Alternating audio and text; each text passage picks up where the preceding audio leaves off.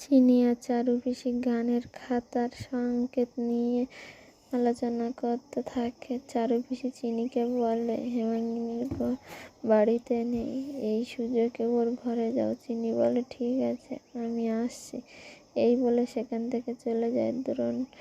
এদিকে দ্রোণ হেমাঙ্গিনীকে বলে, আমি তো তোমার বাড়ি চিনি।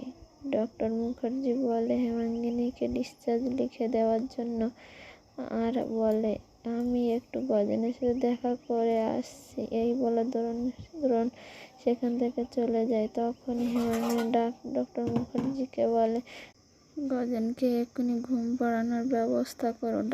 ডক্টর মুখার্জি নার্সকে ফোন করে বলে, গজেনকে এক্ষুনি ঘুম পাড়ানোর ইঞ্জেকশন দাও। এদিকে চিনি হেমাঙ্গিনীর ঘরে গানের খাতা খুঁজে পায় না, কিন্তু হেমাঙ্গিনীর মোবাইল খুঁজে পায়। চেক করে দেখে যে সব কিছু খালি।